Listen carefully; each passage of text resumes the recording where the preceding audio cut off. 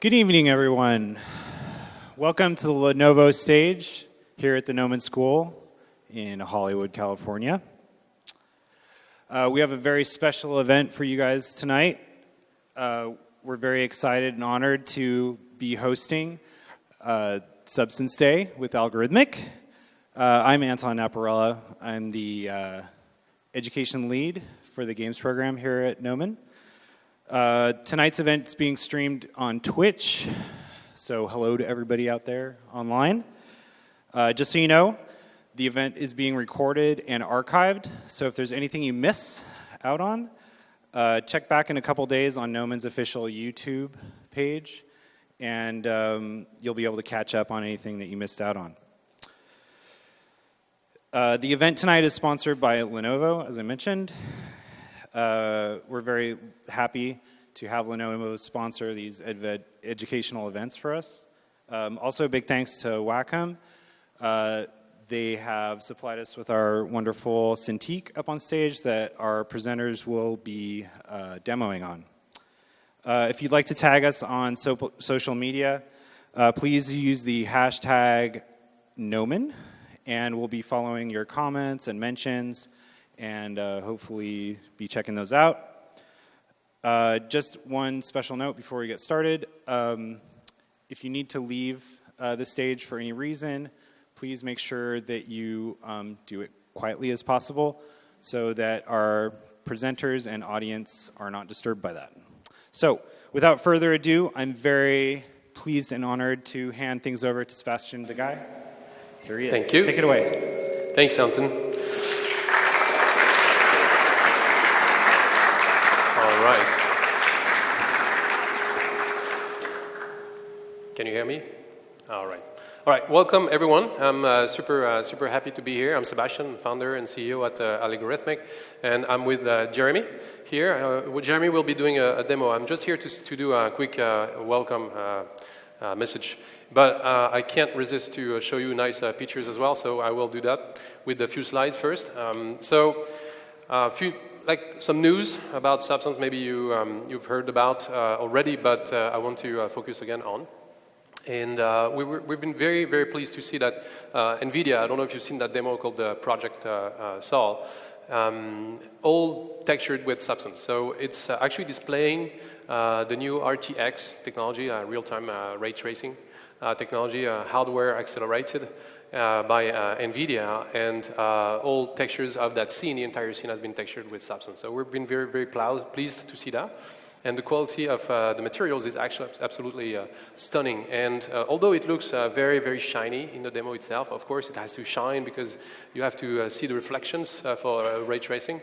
It's actually very subtly damaged and aged in the texture, so it's all done with Substance. We've been very, very happy with that.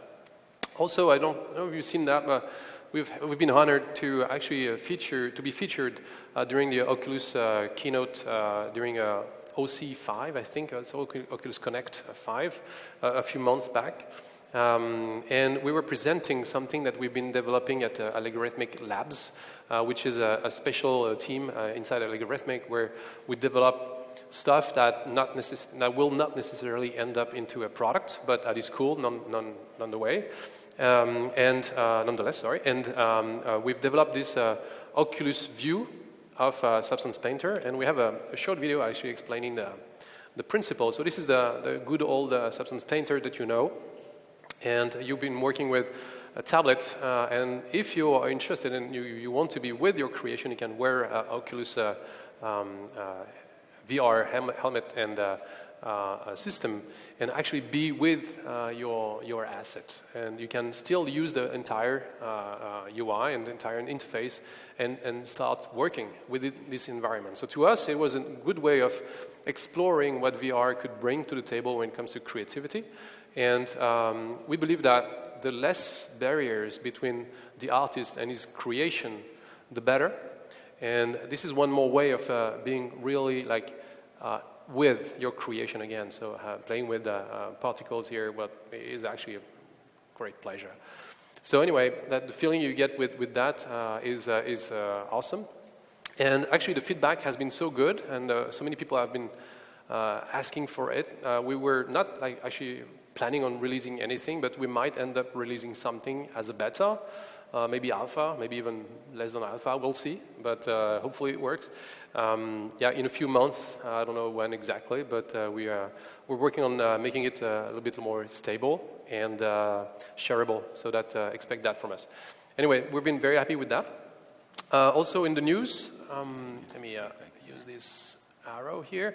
I don't know if you've seen that, but we've worked with Chris Oxon for a signature drop on Substance Source.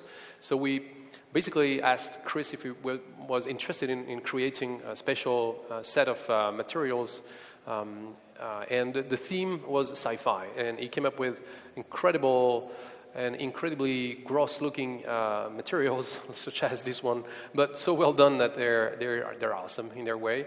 For like alien environments, I like this one. Yeah, alien, yeah, planets, constructions, and also panels for sci-fi. I mean, shuttles and environments as well, all tweakable, obviously. Stuff like this as well that I love, and also environment, a few environment textures. So if you haven't seen these textures, I invite you to go to like browse them on Substance Source. It's really, really awesome work, and we've been super proud to work with Chris Oxon. Expect more, so we want to work with artists to create these signature drops all over the year. And so Chris was the latest one. We're super happy to have been able to work with him. Also, we've been releasing on Substance Source our own drop of creature skins. You know that in Substance Painter now you have support for subsurface scattering. So we wanted to take advantage of that and produce a set of materials that you could display in the viewport and actually see in their full beauty. So subsurface scattering was mostly was super useful in the case of skin, obviously, and alien skin again. So all these, again, have been included in the Substance Source library now. You can browse them on the website. So speaking of shiny images, and have the pleasure always to showcase the work of others and be on stage and benefiting from that, I guess. So I want to focus on a few images that I loved recently. Like this environment rendering, this architectural visualization by Jay Losgar, that is amazing. And if you look for that name on ArtStation, you will find all the details, like all the materials that have been created using Substance, and the quality is awesome. Also, Pasquale Scionti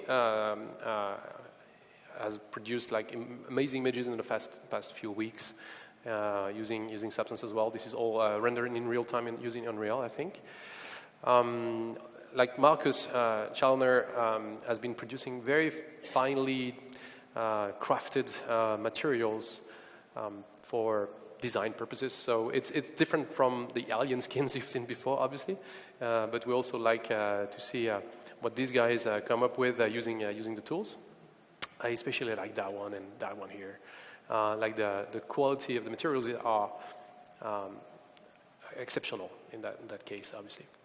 Also, we've seen like more and more users, more and more creators, 3D artists come up with realistic characters. Like Arthur here has been producing this amazing image. Also, Seo-kyun Young has produced that girl. It's amazing work. Also, Tamnef he has been working on in Substance to texture that character, which was the main character of the latest Unity demo. That was an awesome demo, and that character is really, really impressive. I love the design of it, not only the texturing part of it, but the design of it, and the sculpting part of it, obviously. Also, Maria is one of the best 3D artists in the world, period. And I love the atmosphere of her creations. I love it's subtle, it's super subtle. Like there are not that many colors in these images, but you can tell how much they convey. Like it's really impressive work. Also, not so realistic in the non-so-realistic realm. Images like this one, beautiful, like reinventions of good old characters. I love that one. We're getting old now. It's we're old. Yeah. Anyway, that one also is awesome. I have 2 sons, and one of them is like a Peppa Pig fan, and so seeing that, yeah. Hopefully he's not watching now, but anyway, that work also is amazing. Like the quality is not realistic. There's a huge style in it, like the texturing work, and not only the texturing work, but obviously the sculpting, the lighting, the rendering. Obviously, everything is perfect here, and the style is awesome. I love it. So I wanted to focus on these ones, and obviously Blair, who will be talking later today, has been producing this fan art, and this is one of the most awesome assets we've seen lately. And we'll have the chance to have Blair talk about our process for texturing that girl. Also on the Substance Designer front, more and more we see more and more users go crazy with that. With the tool, and on this image you have like 2 triangles. So everything is in the texture, in the material, all the details. It's incredible, and same here. All the details comes from the height map, the normal map, albedo, etc. From the material. Basically, there is no geometry here, and the proof is this one from Daniel Tiger. For this asset, the mesh is actually looking like this. Right? So all the details come from the materials. And that's amazing. And a bit crazy as well. Speaking of crazy, we have the chance to have Javier Perez tonight with us, and he's done that like 2 days ago. He's published that 2 days ago, somewhere around there. And that hive and the bees is completely procedural. Like this is the geometry on the left. This is the actual geometry, and I especially love that geometry here. Like this is that guy. And the proof is that as well, right? So all comes from the material, so like all the details, even the stylized, it's stylized in a way, right? So it's amazing work. And again, we'll have the chance to have Javier talk about his process to do that axe, which is incredible. So a few news. If you've been following the latest Substance Day, it was in Vancouver in August at SIGGRAPH. We were announcing that we've been working on a launcher, and I have some news about that. So it's taking shape. So that's what it looks like. And this is the home page of the launcher, and you will have like news. You will have training, access to training, the latest information about Substance, etc. But also you will have access to all your tools here, up there. And for each tool, you will be able to download the latest version very easily. So it will be a good way to manage your installs. You will be able to revert back to previous installs as well. You will be notified when the new version arrives, etc., etc. And you will be able to launch like that version, uninstall, etc., and do installed trial versions as well, if you're on a trial. And sorry, going back to this guy, that will be available for beta mid-November, if I'm not mistaken, around that. So expect that soon. And so before I'm done, I want to talk about Project Alchemist, and Jeremy will do a quick demo about Alchemist. Of Alchemist, sorry.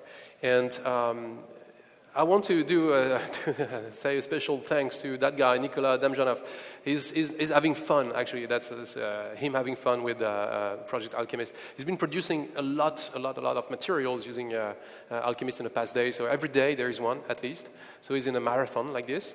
And in the process, he's giving us like incredible feedback. And we're using Discord for this. So if you're not on Discord, I strongly invite you to join the community and ping us and ask us questions, send us requests. We love to hear from you guys.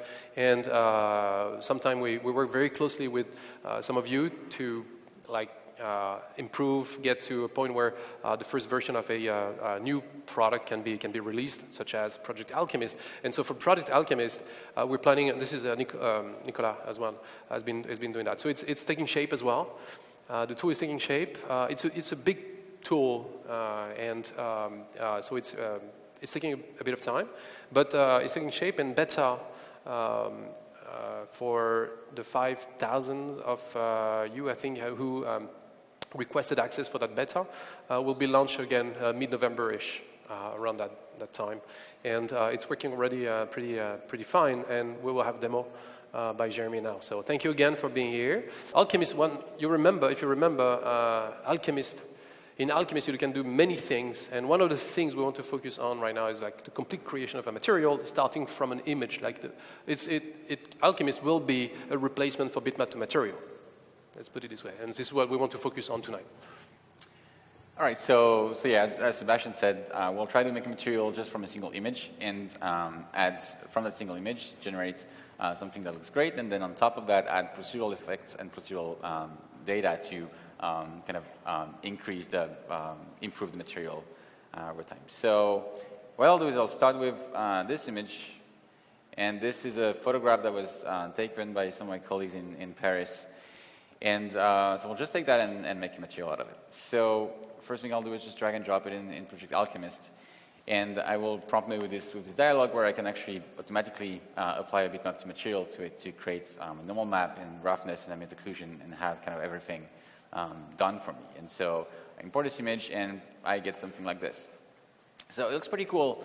One thing though is that if I look inside the middle of my texture here, I have a little free little cross, something that was painted on one of the tiles, and I obviously don't want that in my texture. So for now, I'll just get rid of that bitmap to material, and I'm just going to go on my original image if it wants to. All right, and I just want to get rid of this. So what I'll do is I'll go in my filters list, and this is pretty much all the tools you have access to in Alchemist for now, and that list is going to grow. That's just like the first list for now for the first betas. And the first thing I'll do is a clone patch tool. So I'm going to add a clone patch layer, and in here I have a bunch of settings I can play with, and I'm just going to reduce the radius here. And really, what I want to do is just take a little part of my texture over here and just remove that. So I'm just going to click here, and there we go. I'm just going to remove this. Maybe I'm going to use this one. Look a little better. And there we go. All right, so now I can actually use my bitmap to material. So I'm going to add bitmap to material on there, go back to my 3D view, and I have my material. I can, of course, go inside of all the settings. We can revamp the bitmap to material to make it a little easier to use. So you still have a bunch of settings you can play with. In this case, I don't want that many kind of smooth detail. I want to reduce that large detail a little bit to have something that's going to be a little more, a little sharper. That looks pretty good. So I'm going to go with this. I may just reduce a little bit the displacement because it's maybe a little too much. There we go. All right, I have my material. So now what I want to do is just delight it, because one thing you'll see is that if I look at my material over here, let me close this and close this over here. If I look at my material, there is actually some lighting over here. Let me switch to here. We still have some lighting. That photo is actually pretty good because it was an overcast environment, so we don't have any direct lighting. But we still have some lighting, and it's very subtle. But those stones are a little curved, and there's little shadows, little highlights kind of everywhere. So, and if we try that with different type of environment, it may get just too dark because the diffuse already has all these shadows. So I'll go in here and choose my delighter, and that's where the AI starts crunching in the background. And in a few seconds, I'm going to have image with pure albedo and pretty much no shadows. There we go. So it's an AI-based, machine learning-based algorithm that's been trained, and that's producing maybe the best results for delighting that we've seen in the industry. Pretty happy with the results. So. Yeah, so you'll see that the colors of the tiles are actually not modified, and it's really just the parts that are kind of shadowed because of the ambient occlusion between the tiles and because of the little shadows here that get delighted. And so now we have a texture that will actually work much better in any kind of lighting environment. So we have our first material, and now I want to layer other materials on top of it. So let me go back over here, and I'm going to grab another material here. I have a concrete material. Just drag and drop it here in my layer stack. It will add a new layer over here. Material is just generating now, blending, and now these two materials are actually blended together. So I can actually choose different kind of blending modes. Here I'm going to use the height blend, but I could also blend using the ambient occlusion, the curvature. I could actually have a custom mask, and we'll have mask painting very soon as well in the tool. For now, I'm just going to use the height blend. And I can, of course, just adjust the height of each material to look at how they're blending together. Since that concrete material is a procedural substance, I can also go inside of the settings of that substance and kind of change, for example, the level of wear and tear of that concrete. So I can get something entirely destroyed or something that's a little more clean like this. So I'll go with this for now. And let me just reduce a little bit the height offset here so we see a little bit more of the tiles.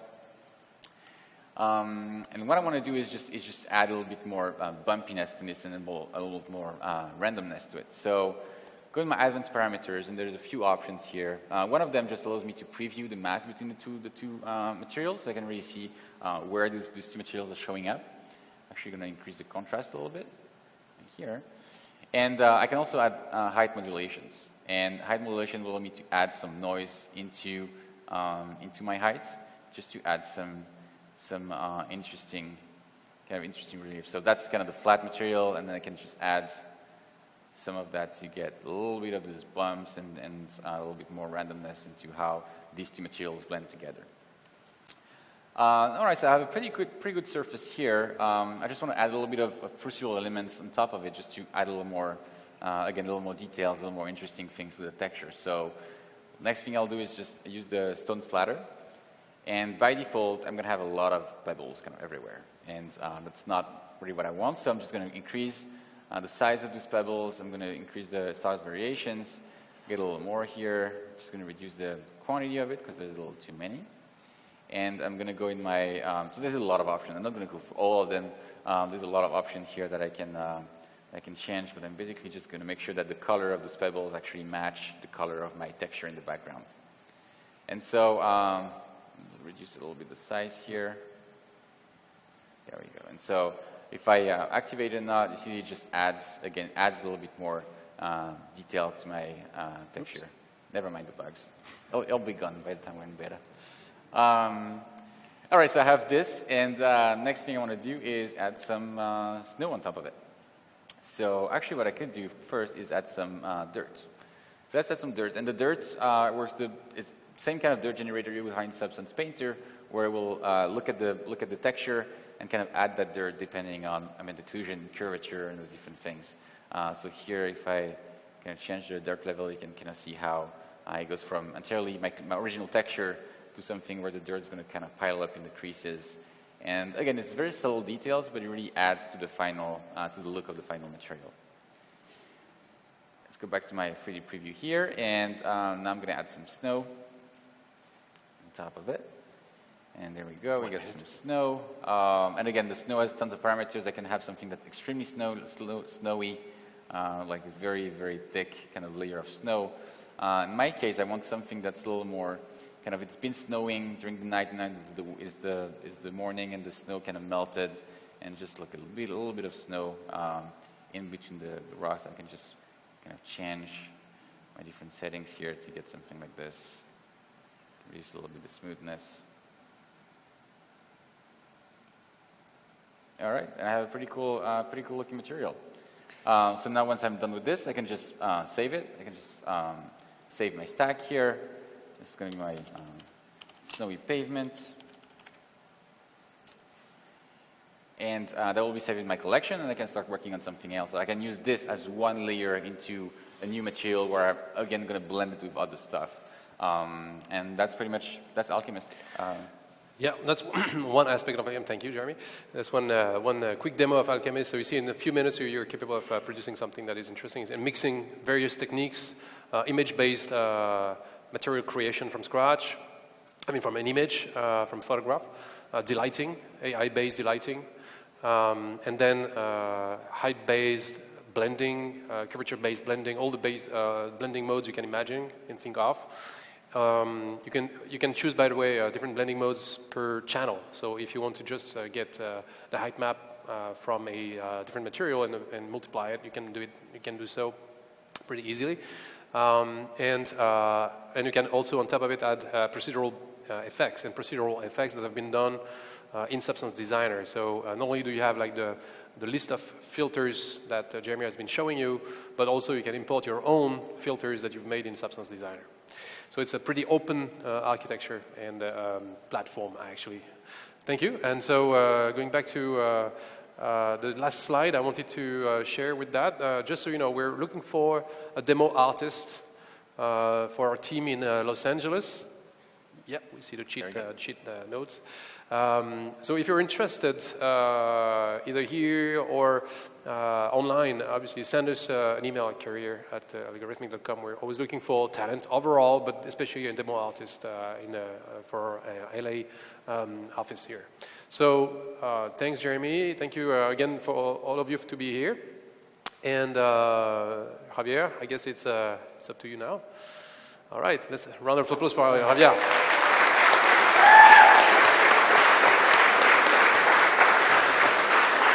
You're a star. All right, enjoy. You guys hear me okay?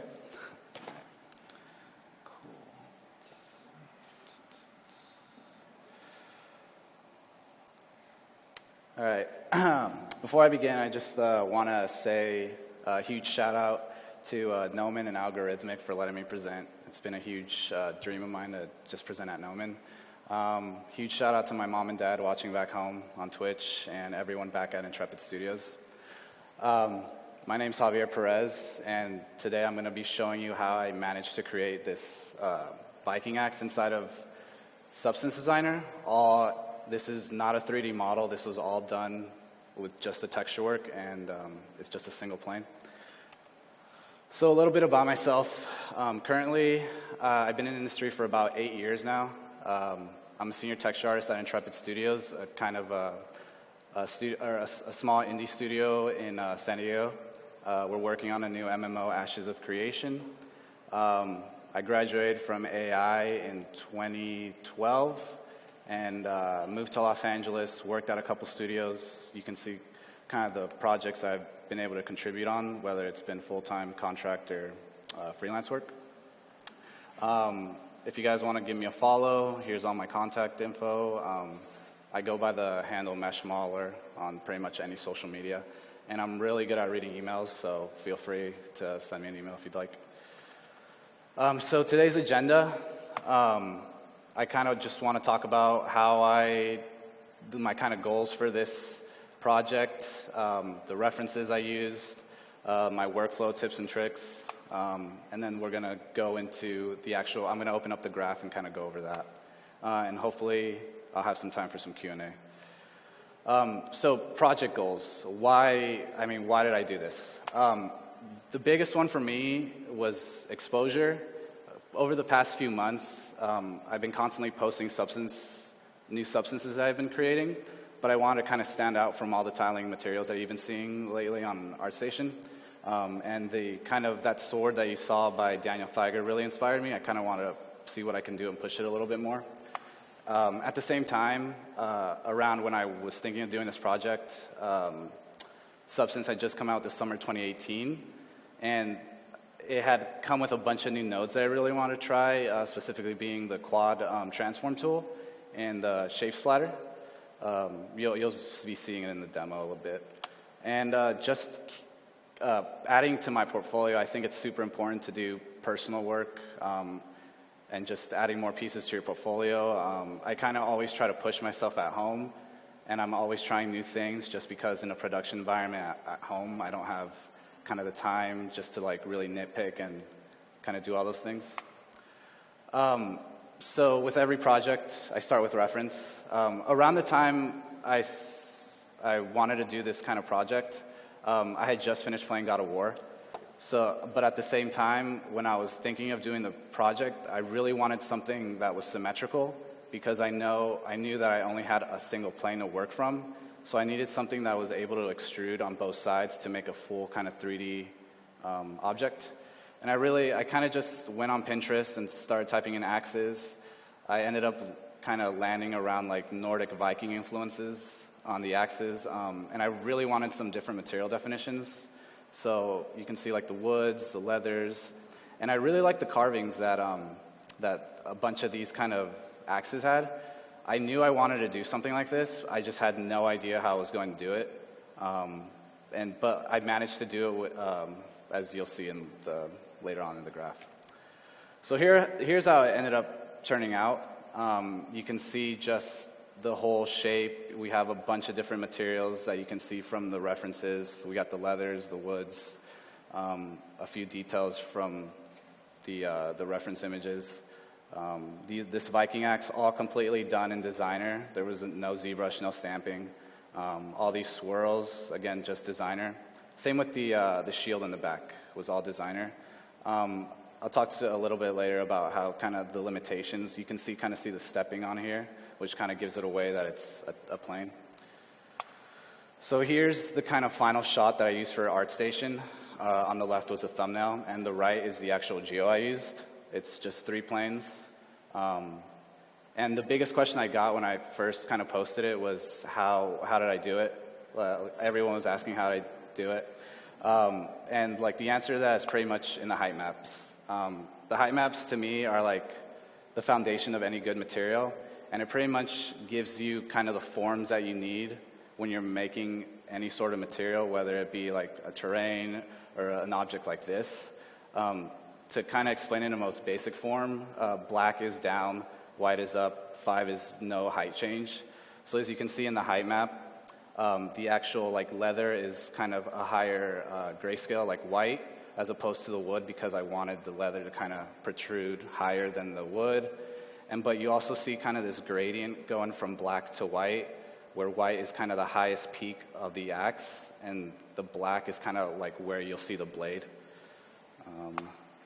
And I kind of recorded a little video for you guys just to see it in the most simplest form. Here I am in Marmoset, just a single plane. And I threw in a normal map, just like kind of the early on axe handle that I was working with in Designer. So again, it's just a single gradient that's been transformed, elongated almost. And right here, once I turn on the scale and tessellation, you can kind of start seeing it. It's starting to give its form. And as soon as I turn on the actual alpha map, you essentially have a 3D object. Again, that kind of limitation that I was talking to you about is right here with the, it's kind of a push and pull with the alpha and kind of playing with the threshold, but also this kind of edge right here, because it's a single plane and it's one single normal, you can't really soften it. You have to really play around in Substance Designer, blurring it and kind of try to get it just really soft so you can get like that nice curve. Again, here it is in kind of the practice of the actual, here's the same kind of setup, but with the actual material finished. I just apply it on here. Here it is, just a single flat image. And you'll see me like turn on there's a displacement. You see it turn on here, and then it gives you all those forms. And again, with the scale parameter and like Marmoset, you can play around how much you want to push and pull. And as soon as I turn on the alpha, you can see it kind of just, there it is. Again, like you kind of see that hard edge that I was talking to you about. That was probably the hardest thing I had to overcome during this whole thing, was try to like hide that as much as possible. You can see it in the renders. I try not to like kind of take pictures in that kind of angle, just so the viewer wouldn't be able to see it. So this is my, so as far as my workflow, this is my entire graph in its entirety. I always work kind of from left to right, and I'm always creating the normal maps first. I always work large to small. I'm defining the silhouettes. And with the actual graph, I always work in kind of this, I kind of work in this Photoshop mentality where I'm working from bottom to top, where I'm kind of starting with the handle and then adding the wood and adding all the kind of steps that go above that wood, like the leather and stuff. And it's all using height blends. So I find that height blends are a little bit easier to use than actual just blends inside of Substance, because you can control how far it protrudes in and out. I'll go over that once I'm going over the graph. And the albedo and roughness are kind of my last steps, and that all happens on the right. But as I'm actually going through and creating these shapes, I'm making these masks right here that will eventually are just portions of the mask from that all the different shapes that I made that are being plugged in to mask out the different colors where I want them to show up. So the axe breakdown, at this is like a really early rough stage. It was kind of one of the only images that I had just because I was sending it to a coworker, seeing what he thought of it. At this kind of stage, it's more just defining the shape, seeing like the overall picture, getting the shapes in there. For me, it's more of like my concepting phase. I want to see if this actually was even feasible, or if it would look cool. But this kind of like phase of the process really helped me figure out like if something felt too small. Like I can already tell from just looking at this image that the wood looks super dainty. It wasn't like as thick as I wanted it to be or as wide. And same with the kind of leather. I wanted it to break up the silhouette instead of having this like straight line going on, which I managed to solve later on. And again, this was just more feedback stage. I wanted to see what people got to thinking. Viking breakdown. This was the graph just for the Viking itself that you see stamped onside the axe head.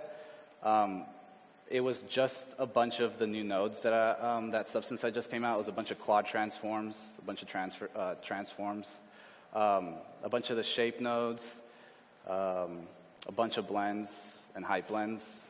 What I really want you to take away from this is like there's no easy button, there's no shortcuts.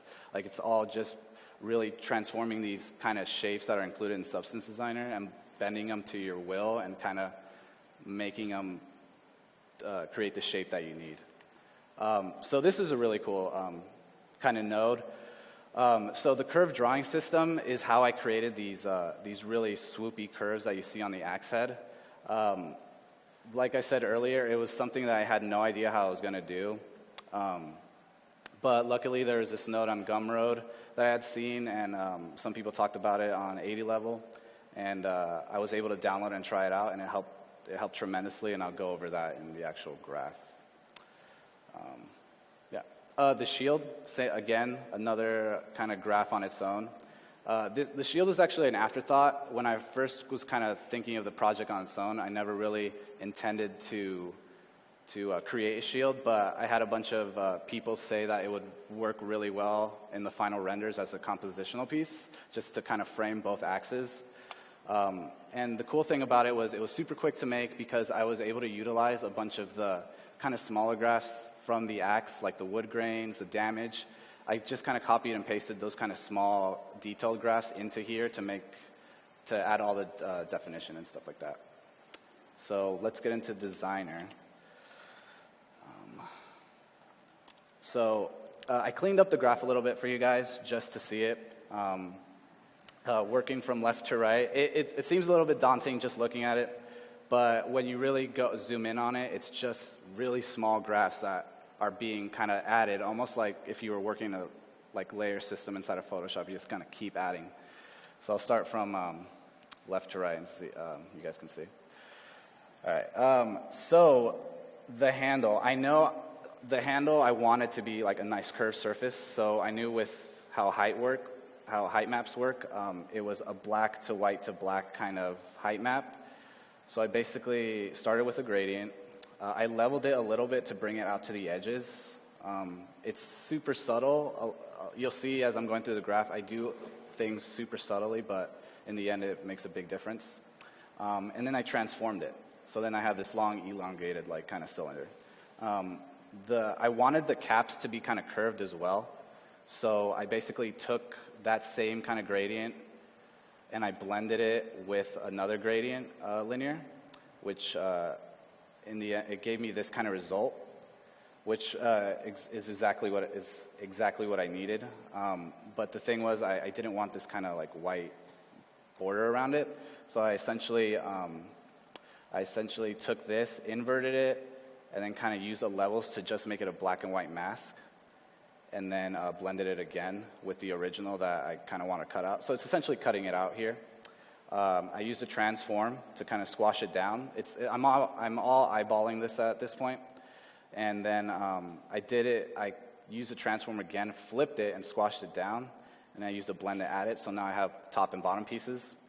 I squashed it down a little bit more. And then I'm essentially here blending it from the original cylinder. So now I got this nice cylinder with nice curved top and bottom. So to me, right here, the actual handle was feeling a little too like straight. I want to give it like some sort of like damage, just so it wouldn't be so perfect. So I used a simple slope blur grayscale with a purling noise. It gave me this kind of nice. I just didn't want it to be straight, so it gave me this kind of nice warpiness to it. Didn't want to overdo it, just because it's super subtle. And here I did a levels really early on, because if I left it at this white, it wouldn't give me a lot of time, or it wouldn't give me a lot of opportunity as I'm going down on the graph to play with the actual blending of it. So I would have to really put the axe head on like pure white for it to be above the actual axe. So that's why I kind of leveled it to a nice like 50% gray. Here I just use a basic. For my wood grain, I just use a basic directional noise and a histogram scanned it just so I can level it out. So these blacks and whites wouldn't be so harsh, and they wouldn't like go crazy indentations into the handle. And here you can see it being added, but you can see these pieces right here. I basically made a mask with a shape and two transforms, and I kind of looked at it and I'm like, okay, where do I want straps to be? So I basically used these shape nodes, and I kind of brought this in and I blended it in with a multiply, so it just gives me these cuts. Again, just kind of kept the same shape, blurred it a little bit. And I essentially used it as a mask to cut these pieces out, because later on, as you see in here, it was actually giving me, because I'm using the high blend, it was actually giving me this wood grain on the actual leather straps, which I didn't like at all. So that's why I kind of, it's like masking it out so the wood grain wouldn't show up on the actual leather straps. As for the leather straps, again, the entire time I'm making this, I'm always constantly using the gradient linear 2, just because it's what I based off the entire handle off of, and I wanted to kind of keep that same kind of shape throughout the entire project, just so it all matches and it all curves evenly. And so when you zoom in on this, if I were just to plug in these, it would be kind of this flat top on this kind of leather. But as you can see from like kind of like a side, you kind of have this like swoop that you got going on here. It's super subtle, but that's based on the reference pictures. I noticed that that's how the leather was kind of tightening onto it.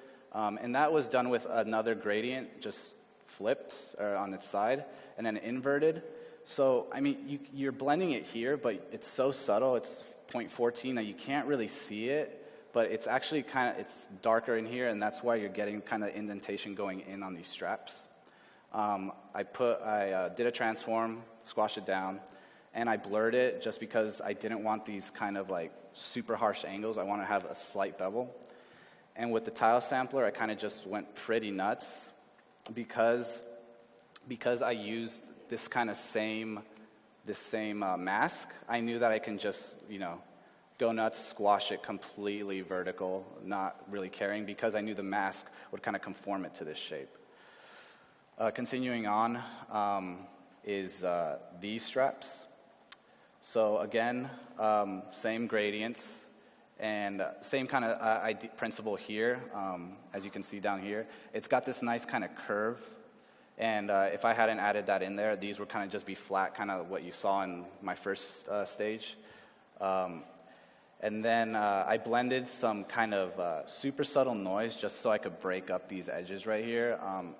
It's probably not even, you can't even really see it in the final renders, but it's there. And then I did a tile sampler.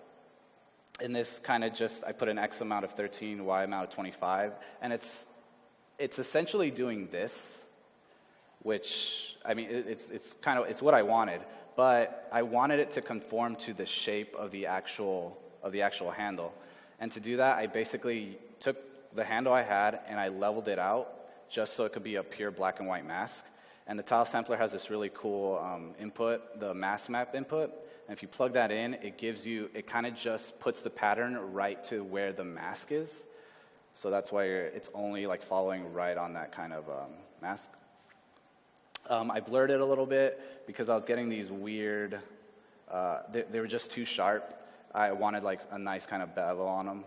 So I blurred them a little bit, and I leveled them in a little bit just so they could kind of be a little thinner than the actual axe, so it could break up the silhouette right here. You can see here. And then that's when I, just another height blend. It's pretty, the only thing I mess with this height blend is just the height offset. So you can actually mess with how like, you can see how much it goes in and out. The graph is pretty big, so that's why it's doing that. But it basically pushes it in or pushes it out based on the offset that you set. So as of right now, that's all the leather, all that stuff, all that good stuff. And here we're starting to add the metal beads. Again, just a pretty basic shape, made a tiling of 5 paraboloid. And then I used a basic shape, squashed it down, and I just used it as a multiply to mask out just these kind of middle ones right here.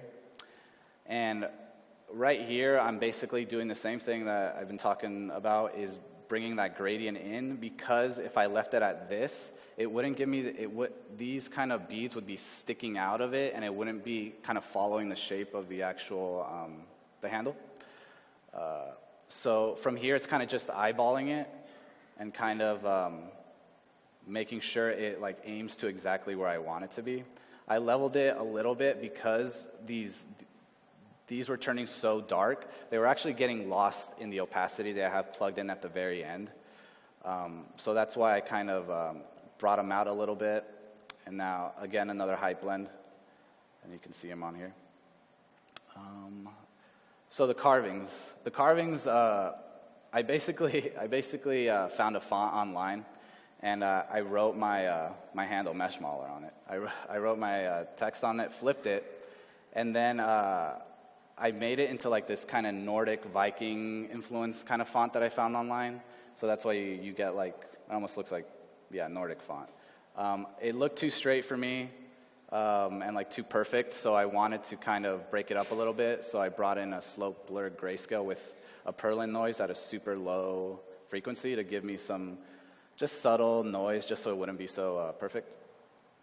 And you can see it being added here, but I ran into the same kind of problem where the grain on the, kind of where I was talking about the grain on the axe handle was showing up on the leather. So essentially what was happening here was the same thing where because I was on this height blend, I had a very low opacity. The letters were coming through on these leather straps, and I wasn't really liking how that was turning out. So I basically, again, another gradient, did the same kind of thing. Used it as a strap, did a transform, shaped it into like a kind of smaller strap, another even smaller strap. And then here it's just kind of eyeballing it at this point. You see me, so here's me eyeballing it and twisting it, because at first I only had these big X's. And I really wasn't, they were working for what I needed, but they weren't reading too realistic. Like just the way the straps were kind of just flat on like that. I looked back at my reference and I noticed that they had these kind of little, like, these extra little flaps that they would kind of pull through. So I essentially took that same strap, I shrunk it down, and I blended it again, and I blended it right to the original. So now you're starting to get this kind of flap in there that each one will kind of just go through. And here it is. You can I basically took this same shape, flipped it, height blended it, and it gives me this shape. And here it is. I did the exact same thing. I actually took this kind of same shape, but I squashed it down even more, made 2 of them, did a blend so I can add both of them. I leveled it out a little bit, and here I am adding it again. So now I'm getting these even smaller kind of flaps that the leather goes through. And then I did a tile sampler. And the tile sampler, again, pretty straightforward. I just did a Y amount of 14, so it all kind of just multiplies this 14 times. I blurred it a little bit because I didn't want such a hard edge. And then with this is what I cut out where I wanted the actual leather crosses to be. And I did a histogram scan to just turn into a black and white mask. And that's what I ended up using to cut out the leather from the actual leather so they wouldn't go through the leather. And then here is actually me adding it onto, taking these once I had it cut out from the letters, you can see it here. This is me actually adding it with another height blend, 0.69. So far, that's what we have right now. Again, just small little graphs all combining to make this gigantic shape. And I still wanted to add more bolts. So I kind of took this idea of these kind of bolts down here, but I wanted to have these kind of bolts to kind of show where the leather strap actually is held on tight on the actual handle. So I basically just took a pretty basic just bell shape. I transformed it super tiny, and then transformed it again just to move it a little bit to the position I needed it. And I transformed it again to have a second one that was up here, and then I blended the 2. But this was all being eyeballed. I had sort of this connected, and you could see where I was actually placing it. I leveled it just because this was kind of a gradient. It was getting too subtle where these actual bolts were getting lost. And here, this is kind of one of the few times I actually just used a blend. I didn't use a height blend. It's here, it's super white, but I brought it down to opacity of 0.1 because if you left it at this white, I felt like it was already doing a lot. It was doing enough for me that I just didn't need to push it any further. And this is where the fun started to happen. This is where I curved it, because it was all nice, but I just thought the shape was so boring. Based on the references, everything looked really curved and cool. I basically took a gradient. I leveled it a little bit just so the blacks and the whites wouldn't be so harsh. And then I used Substance's curve tool, which you basically draw these Bezier points to where you want this kind of curve to happen. So if you kind of read this curve, you can see that basically what's happening here is the black kind of shade of black is actually staying put, and anything lighter than black is gonna start kind of moving based on the direction I set in this directional warp.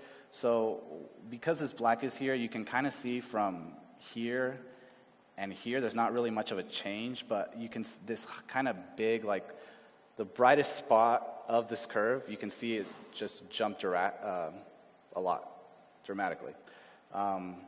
So there's that. And then after that, I wanted to add more bolts, and I think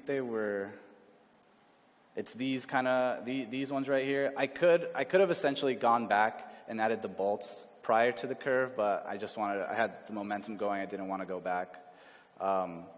So basically kind of the same thing. It's kind of almost using the exact same kind of mini graph here. It's just a simple shape. I transformed it and I moved it into place. I leveled it, just so it could get rid of the gradient. And again, I did a blend just to bring them into place. So here, what was happening was I knew I still needed to add the axe head, and I knew because the handle was just so warped and curved off to one side, I wasn't going to have a lot of space to put the axe head in. So I used this transform to kind of move it to the center of the texture sheet. But also I noticed that the whole axe in general was a little too wide for my liking. So I basically thinned it out and just moved it to the side. And here's kind of where we're starting to define a little bit of the materials, because so far all this stuff is kind of just this flat black and white shade. There's no really any texture or grain to it. And here is a blend where I added this kind of like leather pattern. You can see it here. This was kind of my final leather, and that's being blended onto the actual just the leather parts of the axe. But to create that, I basically took a shape and squashed it down to the thinnest line possible, and then I used a gradient to kind of fade out the edges of it. I did a directional warp just to, so it wouldn't be so perfect and straight. I did a levels just to bring some of these gradients back. I did a blur just to thicken them a little bit. And then from here, I plugged it into a tile sampler. And so with this tile sampler, I just put an X and Y amount of how many I needed, but the tile sampler has this really cool feature with a vector map input. And basically, you kind of plug in a color map almost. I always use a normal from a Perlin noise. And it's all these kind of like divots and shapes is essentially telling the tile sampler what to do with the pattern inputted. So it's kind of warping it and rotating it to whatever this kind of normal map is. And I always use a Perlin noise to a normal because I felt that's what's always worked best for me. And then here it was a little dark, so I brought up the whites a little bit. I brought in a directional warp with a Perlin noise just to warp it a little bit more so it wasn't too perfect and straight. Here I'm actually blending it with itself, but I'm blurring it to give it kind of a nice fade and a nice like extra bevel. It's really subtle, but you can see it right here. If you go from here to here, you can kind of see it. It's almost made the strands a little thicker and kind of almost put them together into like these stronger pieces. Here, I just added a fractal sum just to get the graininess that you'd see in leather, and I just blended it over these kind of strands that you see. I inverted it, and now we're kind of seeing the actual leather. You see the leather pattern being shown. But because the blacks and the whites are so like not in the same level, you're gonna get these blacks are gonna like protrude in like crazy, and these whites are gonna just come out of the handle like crazy. So I did a high pass grayscale and kind of flattened the whole thing, and I blended within itself just to bring some of this back. And again, I leveled it, and again I blended it. It's kind of controlling the opacity, so it's super subtle, but you can see what the difference is. And this kind of final tweak is kind of just to see how much leather to show up on the actual handle. So I take all this and I plug it into here. But to get it to actually just show up, once I plugged this in, the leather like kind of grain was showing up on the entire axe handle. And to get it to kind of just stick to these kind of leather parts, it's all with this kind of mask setup that I have going. You can see as I'm like creating this entire graph, I'm slowly kind of bringing these kind of long connections over to kind of this mask setup that I have, and it's really just they're just black and white masks for all the different shapes that you guys have been seeing me create. Like there's these. And then sometimes I'm adding both. Like, so here it is. Like, I had the leather crosses and the straps. And then I did the directional warp to follow what I had just done up in here on the curve. and again, the transform that I talked to you about to kind of push it over to the middle.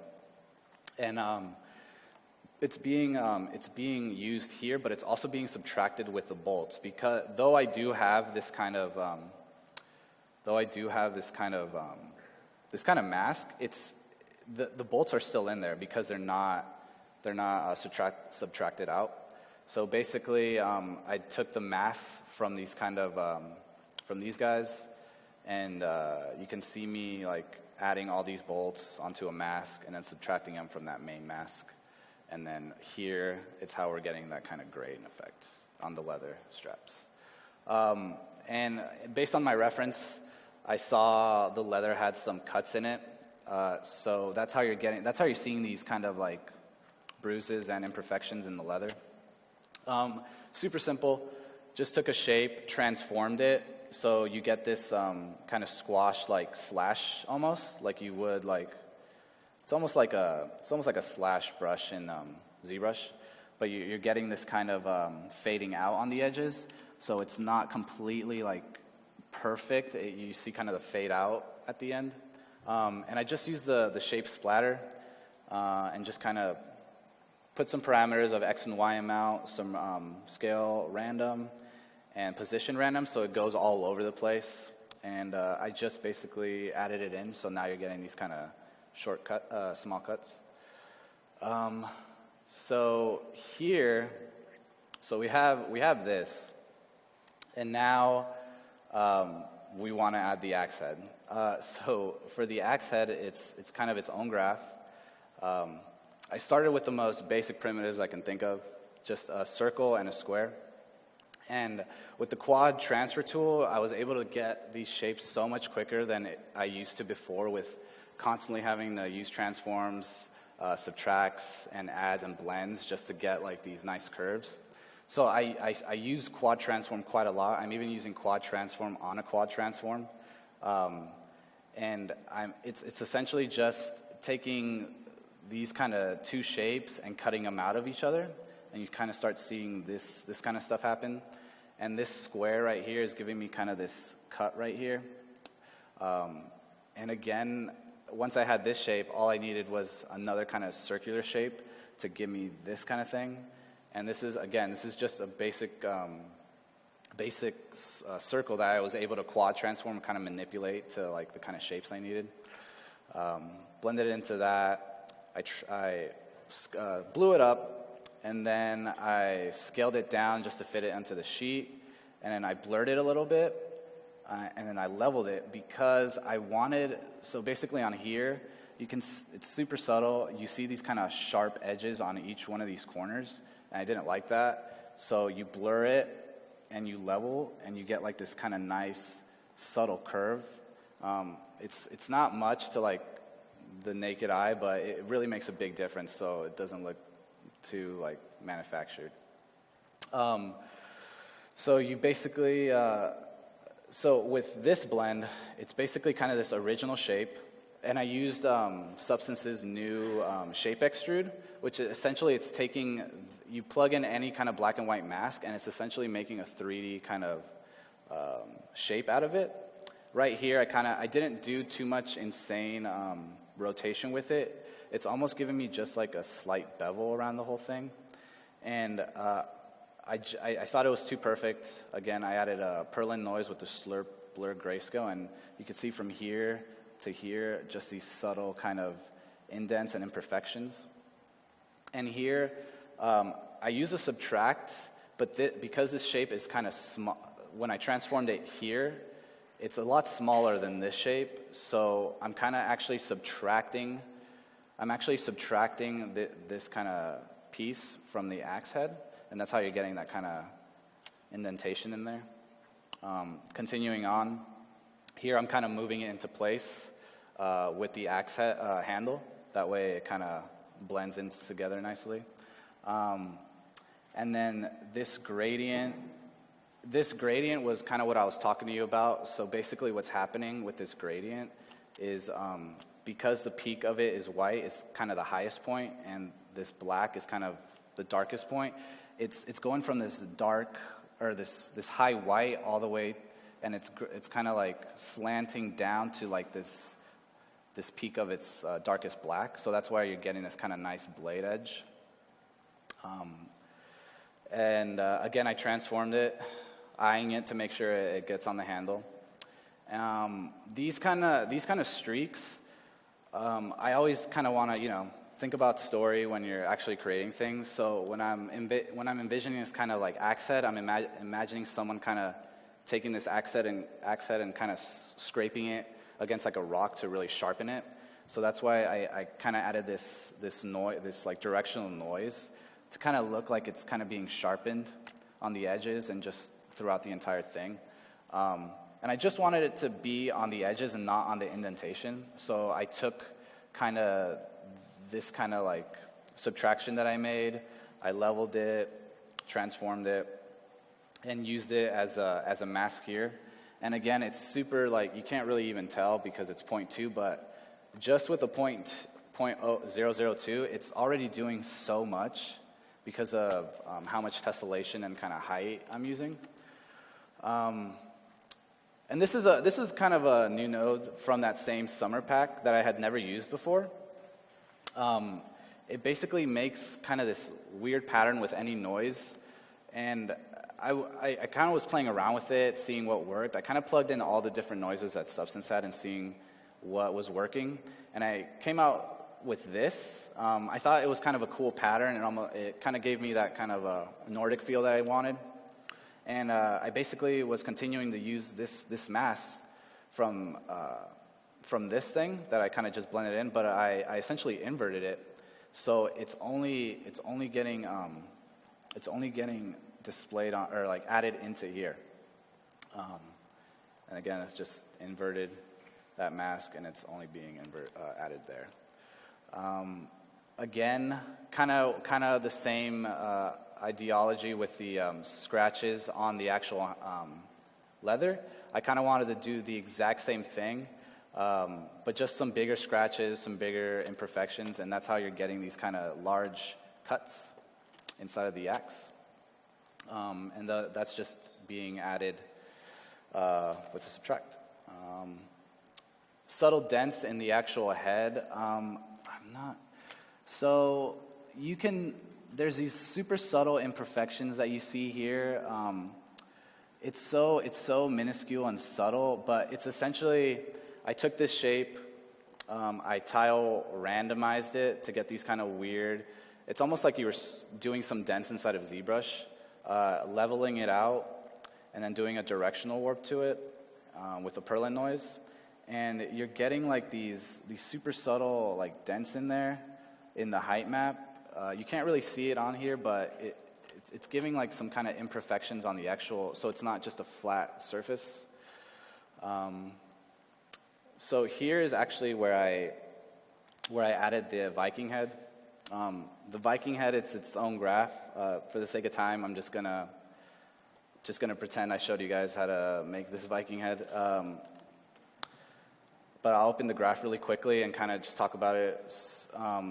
It's basically kind of the same ideology with the axe. It's all these basic shapes that are being cut and blended, and being cut, quad transformed, blended. It's honestly just it's just a bunch of time. You get a bunch of cuts, bunch of masks. You're adding stuff. Super simple shapes, but when you start adding stuff together and just blending it on top of each other, you start getting like some really nice shapes. Like even this head right here, simple square. I quad transformed it, beveled it, leveled it, and here like these cuts, it's basically just a circle that I've transformed kind of to how I want stuff to be cut out. I'm blurring them, and they're all being added onto here. All these kind of simple shapes are all being blended and then subtracted at the very end. So let me go back to my Viking axe. Okay. Sorry.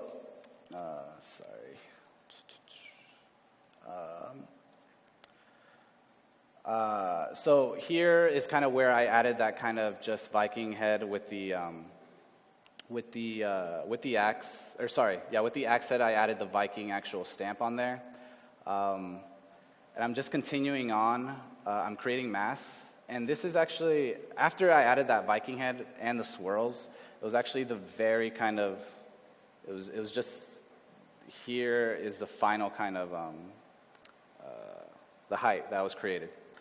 And from here, it's just kind of, from here, it begins the process of just doing albedo and roughness and your metallic. My basic kind of workflow for my albedos is kind of this simple three node setup. I do a high pass grayscale, an ambient occlusion, and I downloaded this get slope node off of Substance Share, and it's essentially giving me these high and low peaks that the gradient map reads really well when I'm creating my albedo. And it's kind of just the same kind of thing. I'm just doing gradients, I'm blending, and then I'm using these kind of masks as a way of kind of telling where to apply the colors on. So right here, as you can see, these colors that this kind of color combination I just did here is all just being applied to the wood. And as I'm adding this leather from these other masks, it's just being blended on top, just like Photoshop. Again, same kind of setup. You're doing it from all the different pieces, and you're using all these different masks. So each kind of section, you're just essentially building up until you get kind of this. I think it's right here. This kind of final color map. I always add a curvature at the end, and that's usually my final color output. From here, I do a grayscale conversion. I'm doing black and white masks. I'm leveling to start creating the roughness map. Again, it's all about these masks that I first created back here. I'm even still using these masks to differentiate which colors go to which pieces. And yeah, you get the final outputs.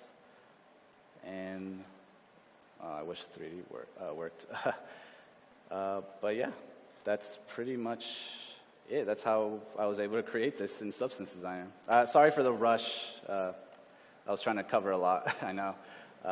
I just wanted to have time for some Q&A if anyone had any questions. Here we go. Are we live? Hi, how's it going? Hey. I just had a quick question. Yeah. So, how do you keep the control of the value of the grayscale in order to know how far out it's going to come out on the end in the 3D model? Does that make sense? Yeah. So basically, it's kind of on that one slide where 50% gray was actually completely flat, and it's kind of a push and pull between you're choosing your values in Substance Designer. You can make it you can make it black, but you're also able to control it in Marmoset because you have that kind of slider inside of Marmoset how much you want it to push out. So you can actually control it there as well. But if you were to to make it completely black and just plugged it in just like that on its standard Marmoset, it would be protruding a lot. Like just pure black would protrude a lot, out a lot. So you have to kind of push it back in Marmoset. So essentially, you can kind of see it kind of in kind of this panel. Like right now, my scale is at a 5.0, and these are just these kind of single value. I can actually push it even more to kind of extrude even more crazy, if that makes sense. So for those straps compared to the piece of wood with the engrave on it, do you mentally keep note of what every single thing, you're aware of this value that you're choosing to extend throughout the whole process, right? I said it in, I kind of explained it a little bit. So right here, the actual handle was a pure white. And I knew if I had left it pure white, I don't even know if I could have made these kind of straps even wider like because it wouldn't be like, if that makes any sense. Like I essentially had to bring the handle down to a 50% gray to have some room to play with the straps on the white. So you're always kind of keeping track of, you're always kind of want to make sure that your height map is kind of staying like relatively neutral, and you always want to be able to have room to play with on the blacks and whites. Great. Anyone else? Hi, hello, I love your artwork. I just had a quick question about the design. Recently, I had also tried to basically kind of sort of make a logo in Substance, and after a while, I just decided, why am I doing it in here? Why not just import a bitmap instead? Wait, sorry, I couldn't. So for like your Nordic design, the guy, could you find a reason like why wouldn't you just do it in Illustrator and import it instead? I kind of just, I think I heard the question was why I designed it in Substance. Was that Yes, yeah. I kind of really just wanted to push myself. I wanted to see if it was possible. To me, like learning how to do it in Substance is giving me kind of opening all these doors to me. I'm kind of always using these new nodes, these quad transforms, these new blends, and I'm seeing what shapes are actually feasibly possible inside of Designer, whereas I'm not going outside of my Designer like workflow and kind of just trying it out somewhere else. I want to be able to constantly just stay in Designer, just so I don't lose my momentum. Thank you. Another question.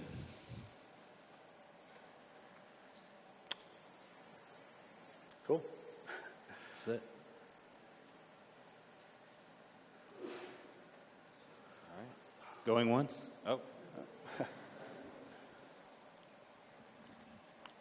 Do you have any tips on like keeping focus on your goal? Like, because there are all these little parts that you have to make sure work together. Do you have any tips on staying on track? Oh man, honestly, it's kind of just constantly looking back at your reference and seeing what kind of more detail you can kind of add. And kind of what I was explaining is kind of working in that kind of mentality of just constantly adding more stuff, kind of like from bottom to top. And also, I think a big part of it is just keeping your graph kind of organized. I see a lot of artists that kind of just connect stuff and they don't even know where they're following. Like, it helps in the end to really keep organized because you can constantly go back and see. You can quickly add something that wasn't there before instead of trying to find where this was connected and how this was working out, which is kind of, it's kind of funny. It's kind of what I ran into when I was kind of making this presentation, because what you saw in the presentation was kind of that. It was just being plugged in all over the place, just trying to finish this graph, and this was kind of a more cleaned up. And when I was actually cleaning this up, I noticed I found a lot of nodes that I put in the beginning that actually didn't do anything. I kind of just plugged them in, and they weren't really doing anything. So it's kind of just be tidy about your work and know where stuff is. Constantly like labeling stuff, knowing that where stuff is. So Great. Thanks. Do we have time for one more question? Or more than that? Yeah.